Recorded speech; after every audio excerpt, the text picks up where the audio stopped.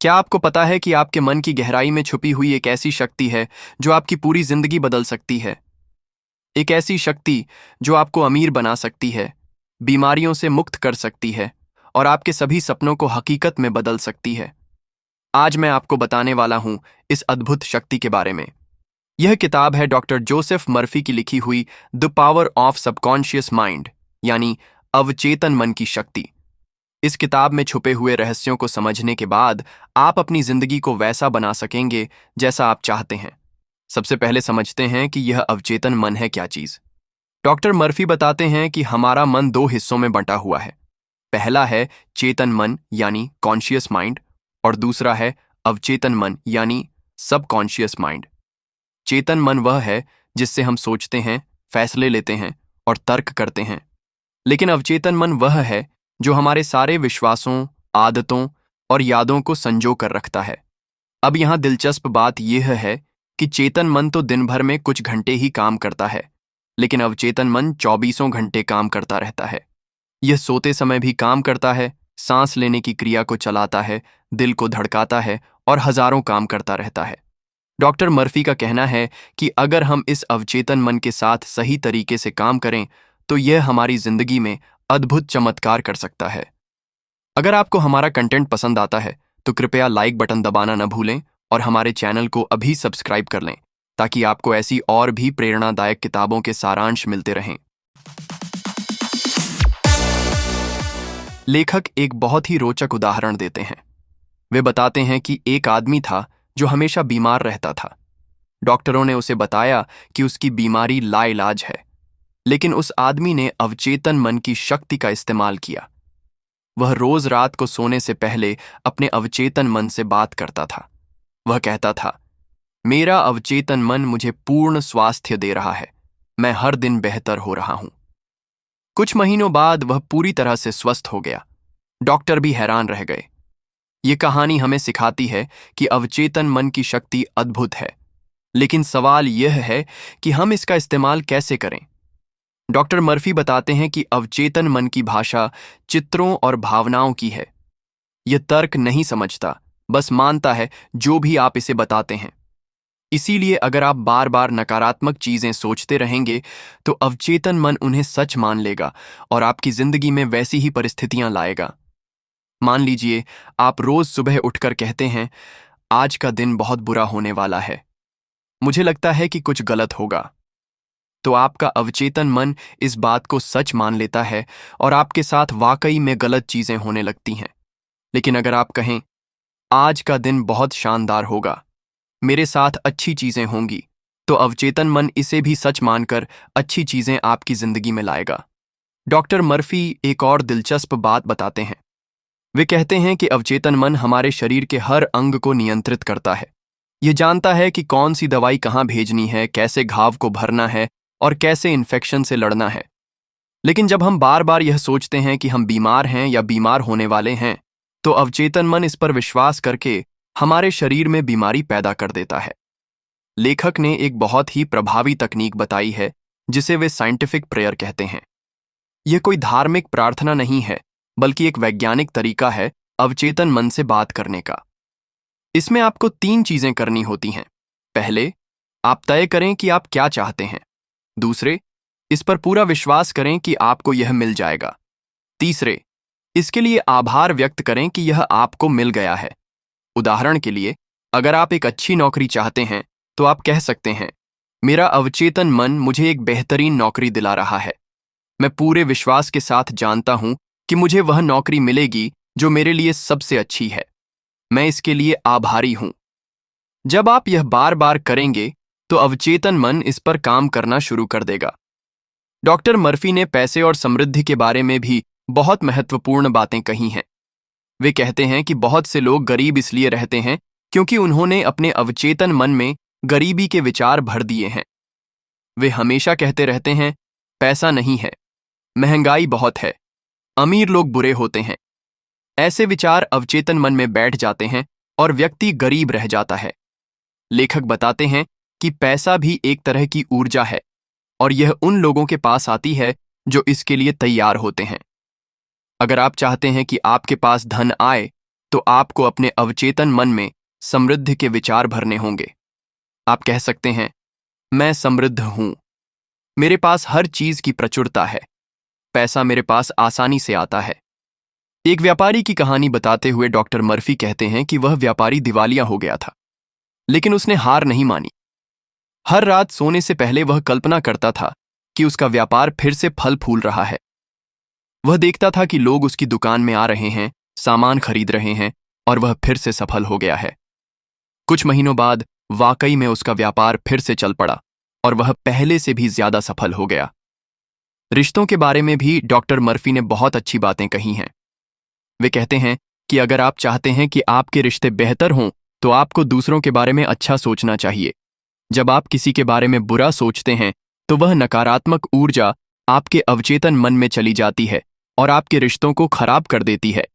अगर आपका किसी से झगड़ा हुआ है, तो आप उस व्यक्ति के लिए मन में अच्छी भावनाएं भेज सकते हैं। आप कह सकते हैं, मैं उस व्यक्ति की भलाई चाहता हूं, मैं उसे प्रेम और शांति भेजता हूं। जब आप यह करेंगे, तो आपका गुस्सा और नफरत खत्म हो जाएगी और आप देखेंगे कि वह व्यक्ति भी आपके साथ बेहतर व्यवहार करने लगेगा। डॉक्टर मर्फी ने सपनों के बारे में भी बात की है। वे कहते हैं कि सपने अवचेतन मन की भाषा हैं। जब हम सोते हैं, तो चेतन मन सो जाता है, लेकिन अवचेतन मन जागता रहता है। यह हमसे सपनों के जरिए बात करता है। कभी कभी सपनों में हमें भविष्य की झलक भी मिलती है या किसी समस्या का हल मिल जाता है। एक वैज्ञानिक की कहानी बताते हुए लेखक कहते हैं कि वह एक कठिन समस्या को हल करने की कोशिश कर रहा था। कई दिनों की मेहनत के बाद भी वह हल नहीं निकाल पा रहा था। फिर उसने सोने से पहले अपने अवचेतन मन से कहा, मेरा अवचेतन मन इस समस्या का हल जानता है और यह मुझे सपने में दिखाएगा। अगली सुबह उसे सपने में समस्या का सही हल दिख गया और वह अपने काम में सफल हो गया। डॉक्टर मर्फी बताते हैं कि डर भी अवचेतन मन की एक बड़ी समस्या है। जब हम किसी चीज से डरते हैं, तो वह डर अवचेतन मन में बैठ जाता है। फिर यह अवचेतन मन उसी चीज को हमारी जिंदगी में लेकर आता है जिससे हम डरते हैं। इसीलिए कहते हैं कि जिससे डर लगता है वही हमारे साथ होता है। डर से छुटकारा पाने के लिए लेखक एक बहुत ही सरल तरीका बताते हैं। जब भी आपको किसी चीज का डर लगे, तो आप अपने अवचेतन मन से कहें, मैं निडर हूं, मैं साहसी हूं, मेरे साथ हमेशा अच्छा ही होता है। जब आप यह बार बार करेंगे, तो डर की जगह साहस ले लेगा। एक महिला की कहानी बताते हुए डॉक्टर मर्फी कहते हैं कि उसे हमेशा यह डर रहता था कि कहीं उसका एक्सीडेंट न हो जाए। यह डर इतना बढ़ गया था कि वह घर से निकलना ही बंद कर दिया था। फिर उसने अवचेतन मन की शक्ति का इस्तेमाल किया। वह रोज कहती थी, मैं हर जगह सुरक्षित हूं, ईश्वर की शक्ति मेरी रक्षा करती है। कुछ समय बाद उसका डर पूरी तरह से खत्म हो गया और वह सामान्य जिंदगी जीने लगी। डॉक्टर मर्फी ने बुढ़ापे के बारे में भी बहुत अच्छी बातें कही हैं। वे कहते हैं कि उम्र सिर्फ एक नंबर है। अगर आप अपने अवचेतन मन में यह बिठा दें कि आप हमेशा जवान और स्वस्थ रहेंगे, तो आप वाकई में बुढ़ापे की समस्याओं से बच सकते हैं। जो लोग हमेशा कहते रहते हैं कि अब मैं बूढ़ा हो गया, अब मैं कुछ नहीं कर सकता, वे वाकई में जल्दी बूढ़े हो जाते हैं। लेखक एक 90 साल के बुजुर्ग की कहानी बताते हैं जो हमेशा खुश रहते थे और कहते थे कि मैं रोज नया जन्म लेता हूं। वे इतने स्वस्थ और फुर्तीले थे कि लोग उनकी उम्र का सही अनुमान नहीं लगा सकते थे। यह सब अवचेतन मन की शक्ति का कमाल था। नींद के बारे में भी डॉक्टर मर्फी ने महत्वपूर्ण बात कही है। वे कहते हैं कि सोने से पहले का समय बहुत महत्वपूर्ण होता है। इस समय चेतन मन धीरे धीरे सो जाता है और अवचेतन मन ज्यादा सक्रिय हो जाता है। इसीलिए सोने से पहले जो भी विचार आप अपने मन में डालेंगे, वे सीधे अवचेतन मन में चले जाएंगे। अगर आप सोने से पहले अपनी परेशानियों के बारे में सोचेंगे, तो पूरी रात अवचेतन मन उन परेशानियों पर काम करेगा और अगले दिन आप और भी परेशान उठेंगे। लेकिन अगर आप सोने से पहले अच्छे विचार सोचेंगे, आभार व्यक्त करेंगे और अपने सपनों के बारे में सोचेंगे, तो अवचेतन मन पूरी रात उन अच्छे विचारों पर काम करेगा। लेखक एक बहुत ही प्रभावी तकनीक बताते हैं जिसे वे स्लीप सजेशन कहते हैं। इसमें आप सोने से पहले अपने अवचेतन मन को साफ साफ निर्देश देते हैं। उदाहरण के लिए, अगर आप कोई परीक्षा दे रहे हैं, तो आप कह सकते हैं, मेरा अवचेतन मन मुझे सभी सही उत्तर याद दिलाएगा, मैं परीक्षा में बेहतरीन प्रदर्शन करूंगा। अवचेतन मन की एक और खासियत यह है कि यह समय और स्थान की सीमा को नहीं मानता। यह भूत, भविष्य और वर्तमान को एक जैसा समझता है। इसीलिए जब आप अवचेतन मन से किसी चीज के लिए कहते हैं तो आपको ऐसे कहना चाहिए जैसे कि वह चीज पहले से ही आपके पास है। गलत तरीका यह होगा कि आप कहें, मुझे एक अच्छी नौकरी मिल जाए। सही तरीका यह है कि आप कहें, मेरे पास एक बेहतरीन नौकरी है, मैं अपने काम से खुश हूं और अच्छी सैलरी पाता हूं। जब आप वर्तमान काल में बात करेंगे तो अवचेतन मन इसे सच मानकर इसे हकीकत बनाने में लग जाएगा। डॉक्टर मर्फी बताते हैं कि कई लोग अवचेतन मन की शक्ति का गलत इस्तेमाल भी करते हैं। जब वे दूसरों से जलते हैं, नफरत करते हैं या बदला लेना चाहते हैं, तो यह सब नकारात्मक ऊर्जा पहले उन्हीं को नुकसान पहुंचाती है। इसीलिए हमेशा दूसरों की भलाई चाहनी चाहिए। अवचेतन मन को प्रोग्राम करने के लिए डॉक्टर मर्फी ने कई तकनीकें बताई हैं। पहली तकनीक है दोहराना यानी रिपीट करना। जो भी आप चाहते हैं उसे बार बार कहना। दूसरी तकनीक है विजुअलाइजेशन यानी कल्पना करना, अपने सपनों को मन में चित्र की तरह देखना। तीसरी तकनीक है भावनाओं का इस्तेमाल करना। जब आप कुछ कहते हैं तो उसमें खुशी और उत्साह की भावना मिलानी चाहिए। लेखक एक बहुत ही दिलचस्प बात कहते हैं कि अवचेतन मन में जादुई शक्ति है। यह ऐसे ऐसे रास्ते निकालता है जिसके बारे में चेतन मन सोच भी नहीं सकता। जब आप अवचेतन मन को कोई लक्ष्य देते हैं तो यह अपने आप ही उस लक्ष्य को पूरा करने के लिए परिस्थितियां बनाना शुरू कर देता है।